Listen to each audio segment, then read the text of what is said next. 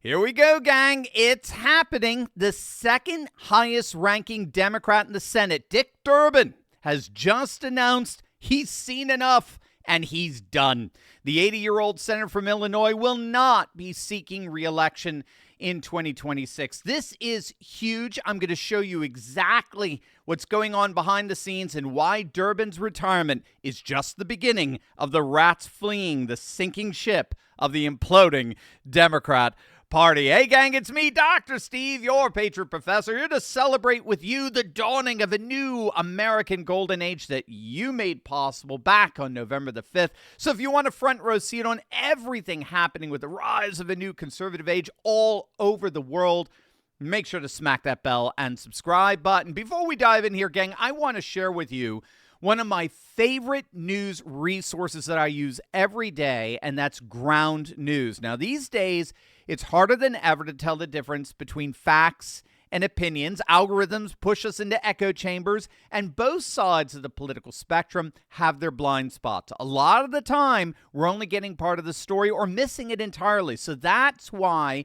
I use ground news. They're amazing. Ground news pulls together stories from, get this, over 50,000 news sources from around the world. But what makes it stand out is this. It doesn't just give you the headlines.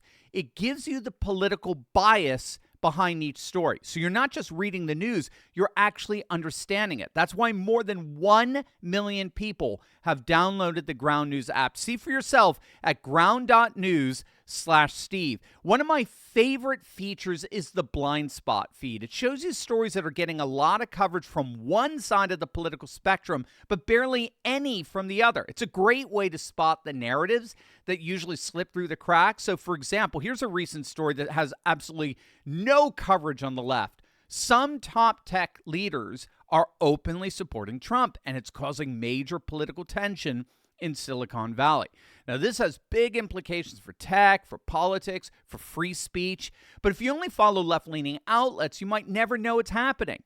Now, here's one that the right is mostly ignoring. Bill Maher called Trump gracious and measured after a recent White House visit. So that kind of nuance doesn't fit the usual narrative, which is probably why it's flying under the radar.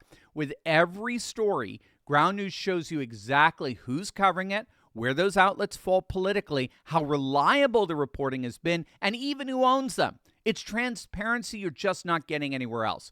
Right now, you can get 40% off the Vantage plan. That's the premium version that I use myself.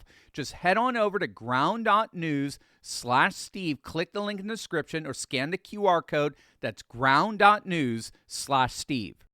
So Dick Durbin is done after 44 freaking years in Congress. 44 years of deliberately undermining and destroying our nation. Durbin is done. Simply put, he's reading the writing on the wall. First and foremost, his retirement is an admission that the Democrats are not taking back the Senate anytime soon. This is an inconvenient truth that the legacy media has been avoiding at all costs. Right now, Republicans are poised to hold all 53 seats in the Senate that they already have and even pick up 2 or 3. We're expected to easily pick up Georgia with Brian Kemp running. We could see a possible pickup in Michigan, which went red in November, New Hampshire as well. In fact, the electoral map for the foreseeable future is a disaster for the Democrats. Not only do red states outnumber blue states, which all but locks out the Democrats from power in the Senate for at least the next 10 years, but the 2030 electoral reapportionment has Republicans gaining well over a dozen seats in Congress, all the while Democrats lose a proportionate number of seats. So Durbin clearly sees the writing on the wall here. He is not going to be in the majority party probably for the rest of his life. So he's out. However, that said, this goes way beyond electoral politics. Durbin is also seeing yet another civil war erupting inside the Democrat Party, and there are no signs that it's going to be able to be contained and avoid escalation. Again, we're already seeing it now that the number 2 Democrat in the Senate, Dick Durbin, has just resigned. Now more and more the progressive wing of the Democrat Party, the ultra-woke left, now their knives are coming out for the Democrats' #1 ranking member, and that's, of course, Chuck Schumer. Polls show that woke New Yorkers want AOC to replace him. They want retribution for him caving to Trump on the continuing resolution bill a few weeks back. And so now the Democrats are actually poised to get rid of their top 2 Senate Democrats. And again, what we've got to understand here is that this is all part of the larger unraveling of the Democrat Party. The Democrat Party is basically being split apart when all's said and done, not by 1, not by 2, but by 3 civil wars. Larry Schweikert has been pointing this out for months now. It's very interesting. There are, as we speak, basically 3 civil wars happening simultaneously happening inside the Democrat Party. So the first one had to do, as you know, with the fallout from the Israeli-Hamas conflict, which split the Democrats between 2 rival factions. So you have the pro-Palestinian progressives on the one side versus the pro-Israeli liberals on the other. One of the most explicit examples of that civil war we saw actually on MSNBC when none other than the president of the ADL, the Anti-Defamation League, Jonathan Greenblatt, who many consider to be the king of woke cancel culture, nevertheless, this ultra-liberal got on MSNBC shortly after the whole Israeli-Hamas war broke out, and he accused his fellow leftists at MSNBC of having Hamas write their scripts for them. He accused MSNBC anchors of having Hamas write their scripts for their evening news coverage. It was incredible, but it was just the tip of the iceberg of the leftist after leftist accusing each other of either siding with Hamas terrorists or being Zionist occupiers. And that civil war most likely cost Kamala Michigan, because the Muslim mayors of Hamtramck and Dearborn, all Democrats, came out and endorsed Trump as part of their retaliation against this Democrat civil war. So that's the first civil war. But the second civil war involved a massive conflict, a rift that broke out between pro-illegal migrant big city mayors on the one hand and their constituents on the other, like what we saw in Chicago, with Democrat constituents freaking out at their ultra-woke mayor Brandon Johnson because they're finding themselves increasingly alienated from public services that are being diverted to these illegal migrants that Johnson is coddling.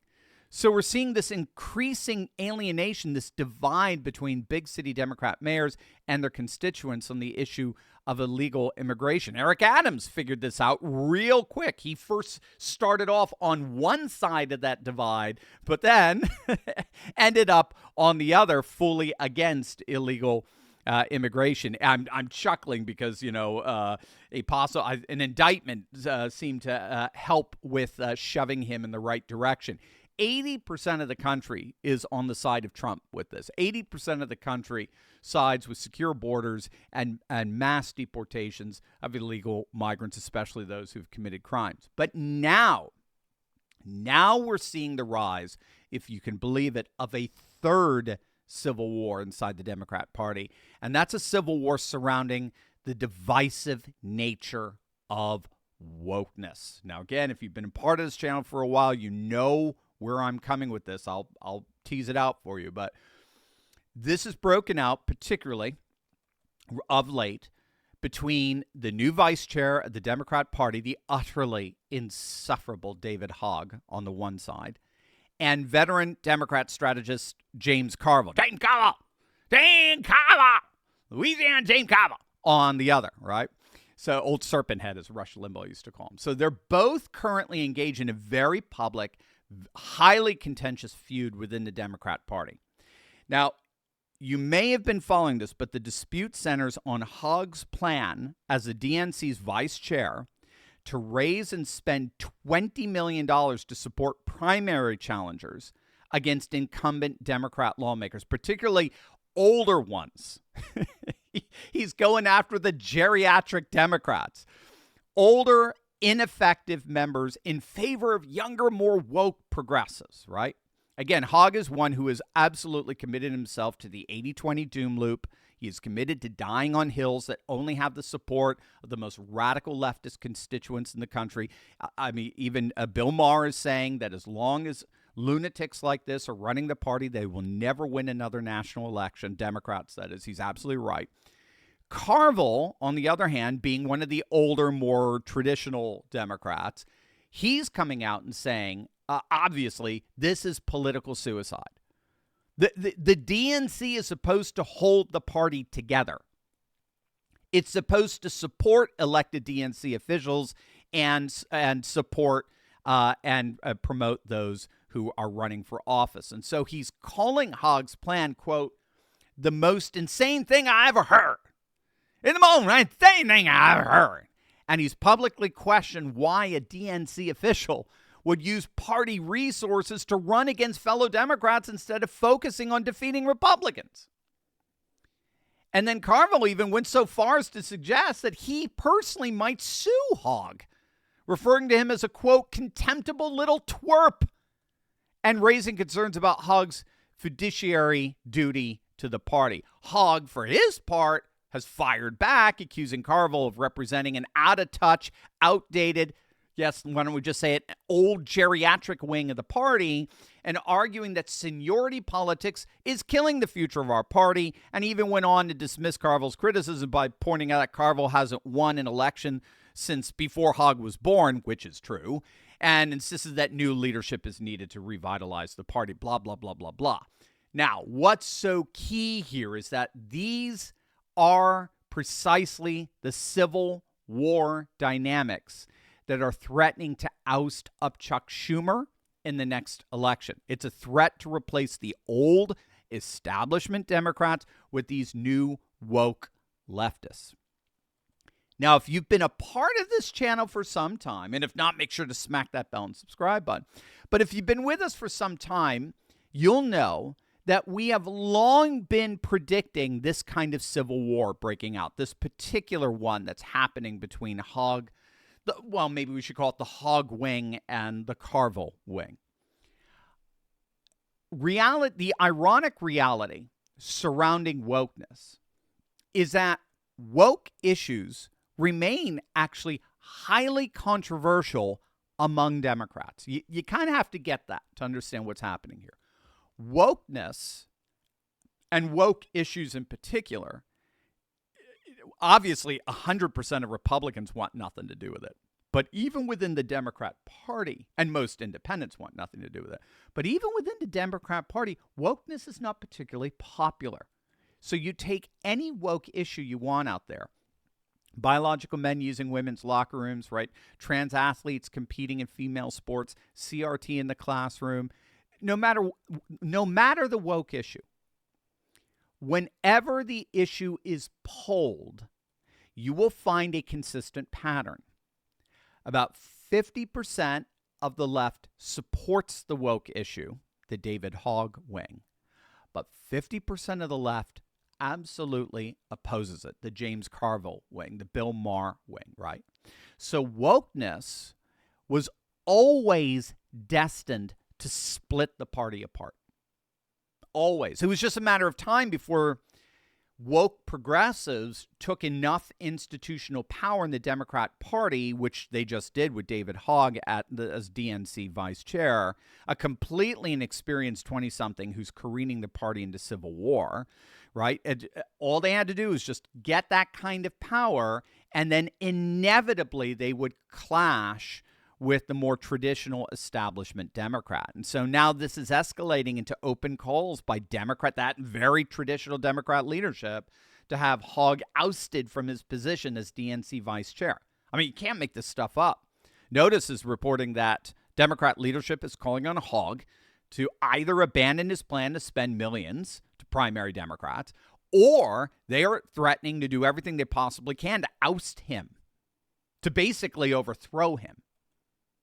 Again, this is what inter-party civil wars look like. This is what happens when woke progressives and more traditional liberals who've been in party leadership for literally decades clash. And I have a feeling that these clashes are just beginning. And keep in mind, they're just one of 3 overall clashes that are happening within the party as we speak. That's why Durbin may be one of the first high-ranking Democrats to leave.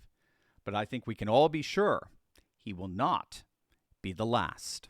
Hey there, Turley Talker. You know what? I'd love to hear from you. That's why I'm launching the Dr. Steve hotline, where you can call in, leave a question, and maybe even hear your own voice featured on an upcoming episode of the show. Whether it's about the latest political shakeup or cultural trends or how we keep pushing forward in this new conservative age, I want to know what's on your mind. Call me at 717-844-5984. Just leave your question. I'll be checking in every single week to answer as many as I can. Again, that's 717-844-5984. Your chance to be a part of the conversation. One more time, 717-844-5984. Give me a call and let's talk.